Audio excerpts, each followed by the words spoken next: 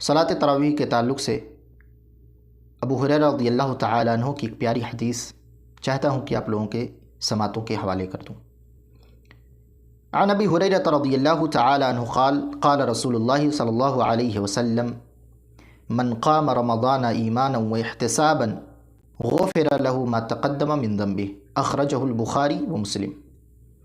ابو ہریرہ رضی اللہ تعالی عنہ بیان فرماتے ہیں کہ اللہ کے پیارے نبی جناب محمد الرسول اللہ صلی اللہ علیہ وسلم نے ارشاد فرمایا کہ جو شخص ایمان اور احتساب کے ساتھ، یعنی ایمان اور حصول ثواب کی نیت سے قیام کرے، صلاۃ تراویح کی پابندی کرے، قیام اللیل کرے، غفر له ما تقدم من ذنبہ، تو اللہ تبارک و تعالی اس کے پچھلے تمام صغائر گناہ کو معاف کر دیں گے۔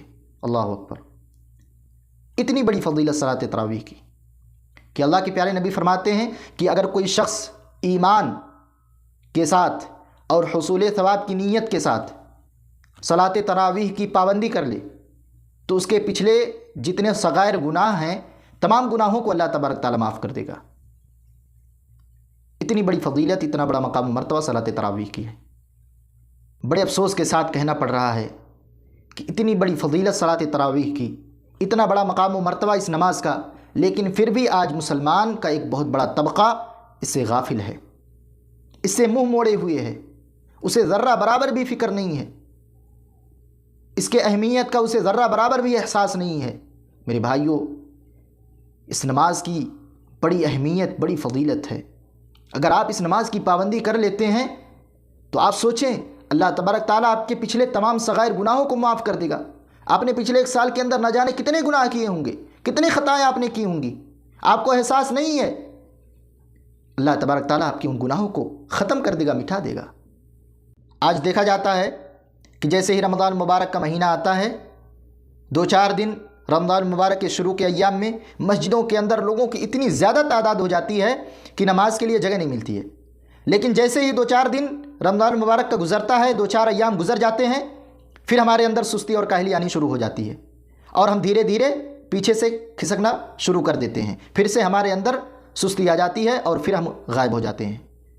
اللہ کے واسطے اس نماز کی پابندی کریں، اس صلاۃ تراویح کی پابندی کریں۔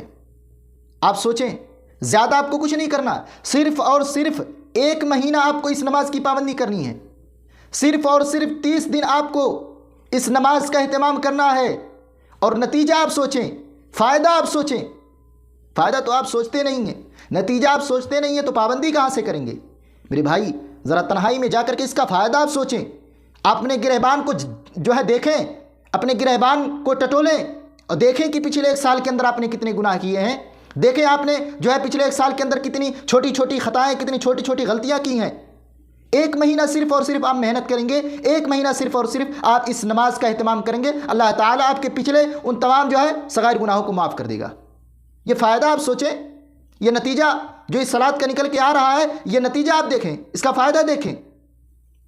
تو اس صلاۃ تراویح کی بڑی اہمیت و فضیلت ہے میرے بھائیوں۔ اللہ کے واسطے اس صلاۃ کی پابندی کریں۔ اللہ تبارک تعالی ہم سب کو صلاۃ تراویح کی پابندی کرنے کی توفیق دے۔